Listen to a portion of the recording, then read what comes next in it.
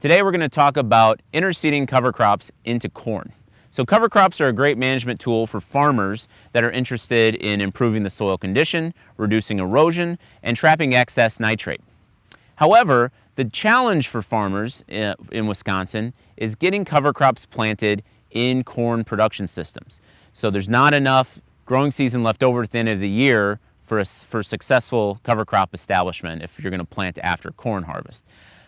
A potential management practice that may work and may be beneficial is planting or interseeding the cover crops into corn in the mid-vegetative growth stage. So we're here at the Arlington Research Station to show off some of the research we've done with planting red clover, rye, radish, and an oat pea mixture, and to evaluate how well they grow and establish when interseeded. This trial was established in early May of 2015 with the intent of harvesting grain yield off of the corn. The corn was managed for weeds with a standard application of glyphosate prior to cover crop establishment, and we utilized a modified no-till drill.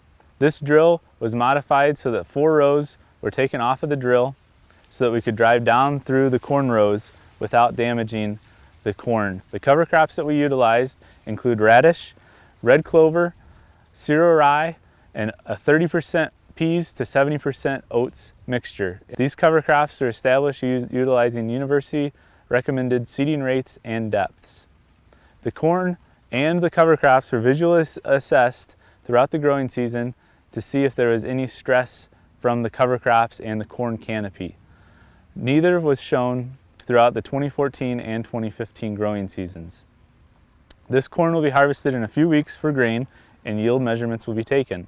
The cover crops will be assessed for biomass accumulation at the end of the growing season, as well as in the spring we will evaluate to see if the rye has survived winter. In 2014 we did the same trial and we looked at corn yield and biomass of the cover crop again. There was no significant difference in grain yield between any of the cover crop treatments and our non-treated control that did not have a cover crop. The cover crop biomass accumulation looked really good in the fall, with strong measurements on tillage radish and red clover. The red clover and cereal rye were the only cover crops that survived winter. However, cereal rye was the only cover crop that needed to be terminated in the spring at time of planting. So what have we learned so far?